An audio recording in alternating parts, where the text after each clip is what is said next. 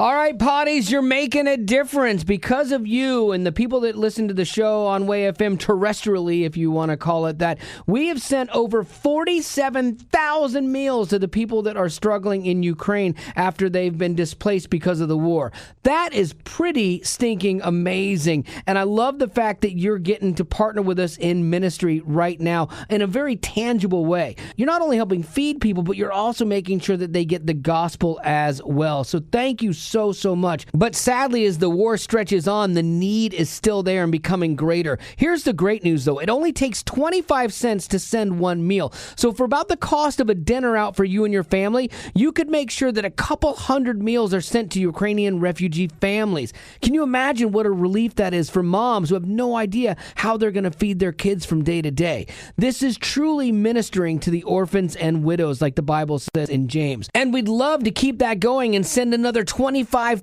meals to Ukraine in just the next couple weeks. I'm in. I'll never ask you to do something I'm not willing to do myself. So if you want to help out, just text the word Wally to 91999. And again, thank you so much for even considering this. And let's make a difference. Let's do something huge today. Again, text the word Wally to 91999. Welcome to the Wally Show Aftercast, all the stuff we did not get to during the show today. Some pretty serious stuff here from the shooting that happened in Illinois. Man, there's more that starts to come out after these things, and there are some super sad, tragic stories inside of this. But now there's actually more coming out about the guy who committed the crime. And the police did like a check into his background and how he obtained the guns, and he obtained them legally, and he passed 4 background checks, which is like, oh, wow. But again, you can't always stave these things off with just a background check. But here's where it gets weird. He was 19 when he applied for these. And so what happens is he was technically a minor with the gun laws in that state. So he had to have somebody sponsor him. So his dad sponsored him to buy the guns at 19. And then, I mean, he waited till he was 21, and now they're talking about prosecuting the parents for involuntary manslaughter as part of this.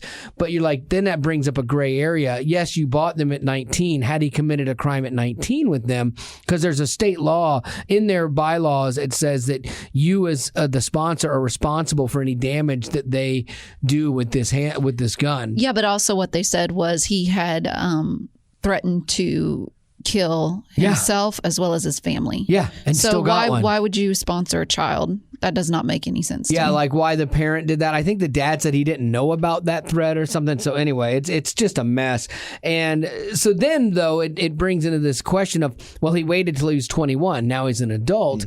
So should the parent be held liable because the kid waited 2 years? Like, that's interesting. It's not foreseeable that somebody is going to commit a crime 2 years from now. Like, no one can look that far into the future. So that's where the problem with all of these gun laws happens, and how do you predict? And the answer is you can't. But they're not going to have that even as a problem that much anymore, right? Because once they raise the price, I mean, not the price, but the age of getting a gun, then you don't need a sponsor anymore, right? Well, yeah, but the problem is, I mean, he waited till he was 21 to do it, so he's an adult. So if he wanted to carry this out and he passes the background checks at 21, still same outcome. But I'm saying, like, the dad is being held responsible, right, so that sponsors won't be a thing anymore. Exactly, yeah.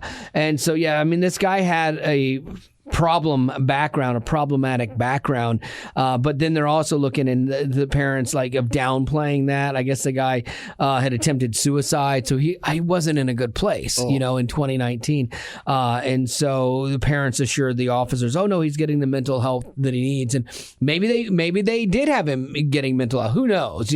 What did an 18-year-old need a gun for in the first place? That's what I would like to know. Right. I mean, why do you need a gun? I'm curious if different people have different cultures or different backgrounds, and like I grew up with them, and so it was not a big deal for me to go shooting with my dad, and it was something that we enjoyed. No, but you didn't threaten to kill him or yourself. Correct. But I'm saying, you say, why do people at 18 want that? For a lot of people, they're normal, law-abiding people, and it's something they like to do. And you've got the few people, relative to how many people own guns, the few people that use them for, horrible things. And, that's the thing that everyone's trying to solve that riddle of how do you prevent this. Here's one way. In Richmond, the police just talked about how they have a hero that prevented a shooting on the 4th of July.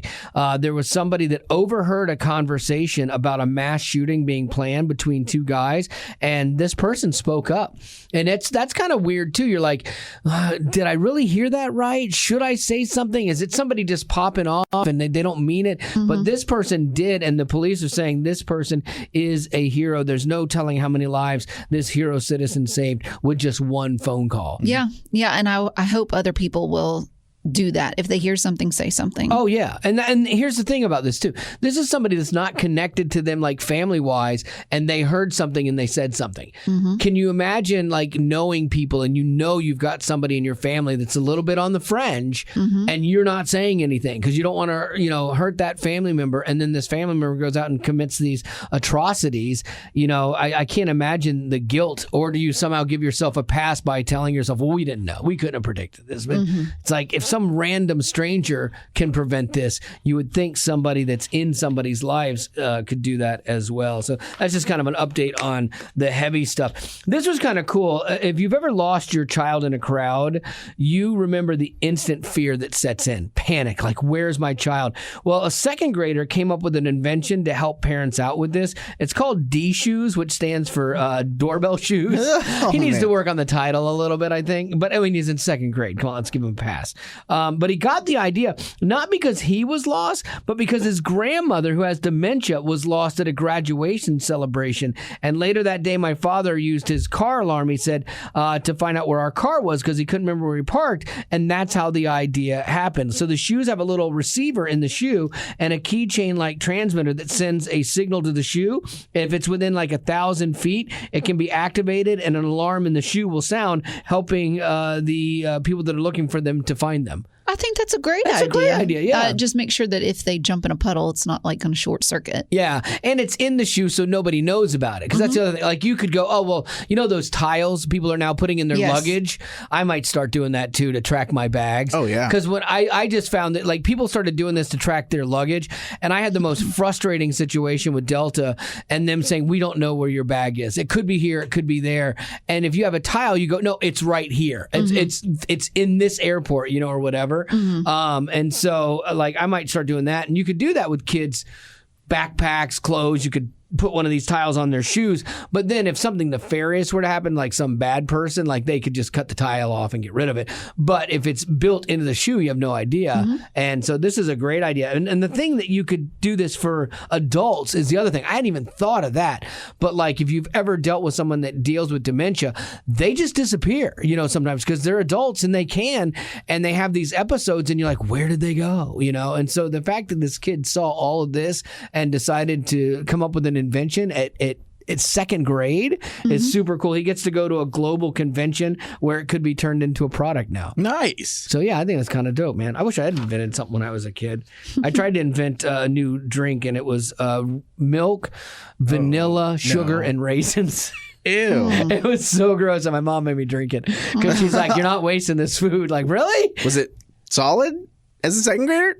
No, it was not good at all. Oh, okay. It was not good at all. You would think it would be good. Milk and vanilla. It's kind of like pastry type stuff and sugar. Like, how can that be bad? They're raisins. Great and other things. Raisins are the worst. Raisins threw it off. What do you have against raisins? Like, do you not like raisins? You don't like raisins? Like boogers. Yeah, okay. Oh. What do you have against boogers? A lot. Raisins in certain foods, like in carrot cake, I love. I hate when people put walnuts in there and you think they're raisins and then you get a walnut and you just come unglued and you throw the cake at somebody. If anything has raisins or walnuts, I'm out.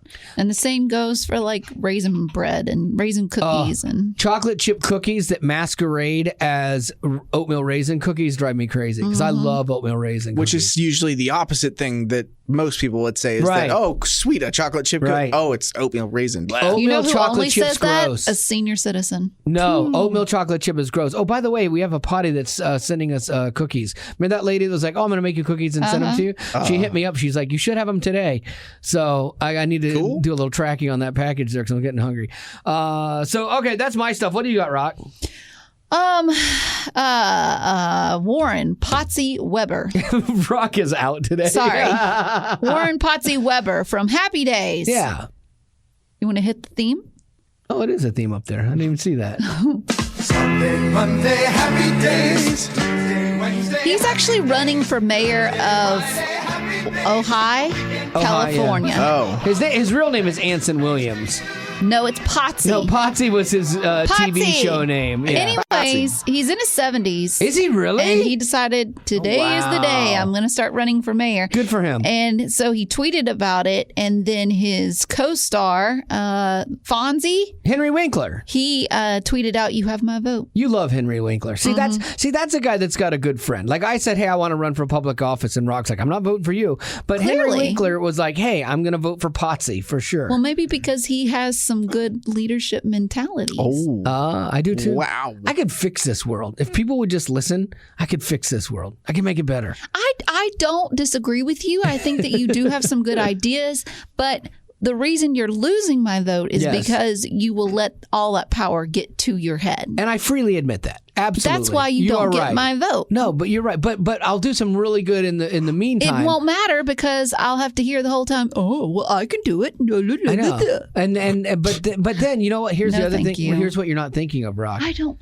In the political system, there are rewards for cronies. You know, like, so if we're going to do politics the way it's always been done, you always have your friends that you give cabinet positions to. So I could give you a don't job. want- no. Yeah, a cabinet position. You could be. There is no way I would take that job. You could have like the TikTok cabinet Yeah. position. Yeah. You could you be in just- charge of Nope. all TikTok. Yeah. Nope. You could What? be in charge of school meals to keep kids from being hangry. Boom. No. Yeah. You could be the. No.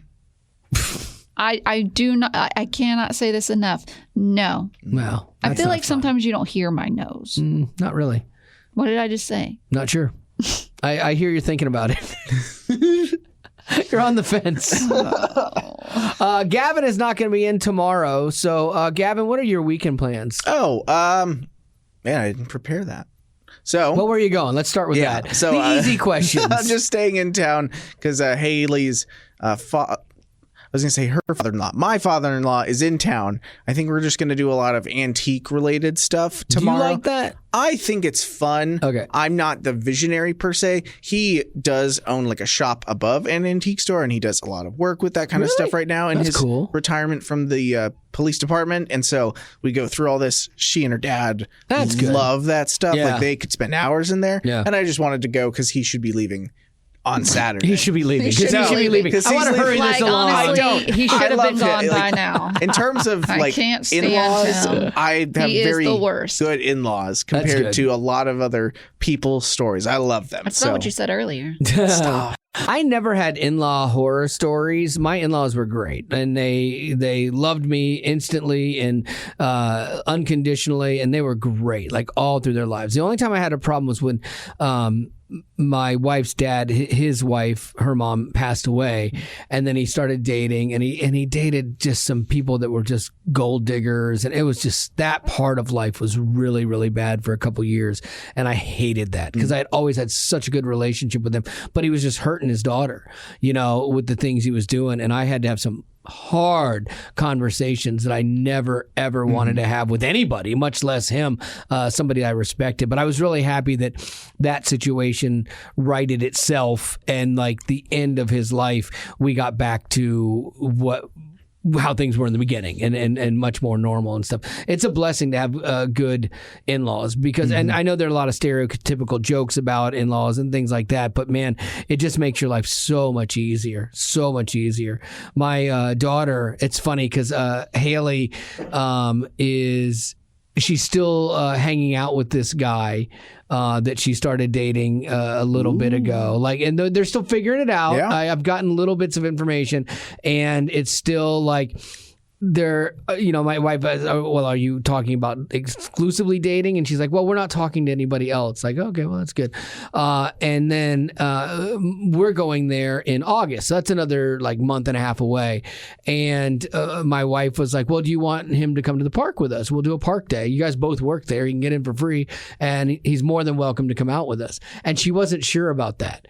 And I thought, I wonder why. Because to me, I don't try to make things weird with her because she doesn't date a lot, and so I don't try to make things weird, or I'm like, oh, I'm sizing this guy up. But like, if she had just a new friend, it would be like, oh yeah, you want to come to the party? We're very open, gracious people with people in her life, because I want to know the people that are around her and get to know them.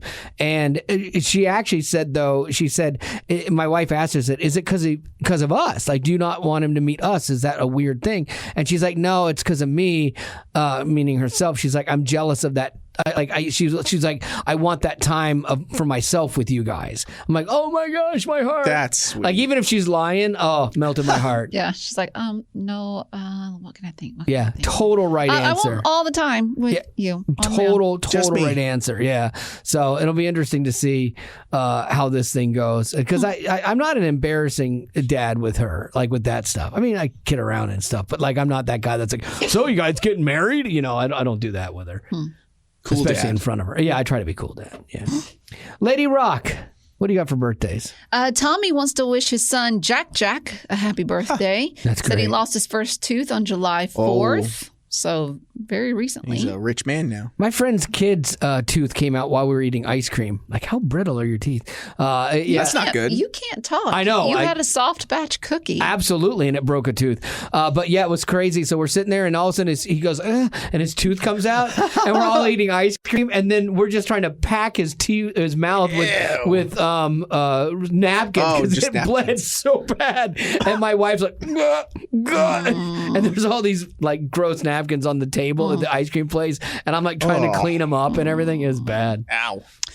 On that note, question is, what incredibly lucid lesson did you learn from The Office? Man, that TV show, that's a tough one about learning a lesson. There's so many funny moments and so much political incorrectness, that show I don't think could be made today because everyone would whine about it.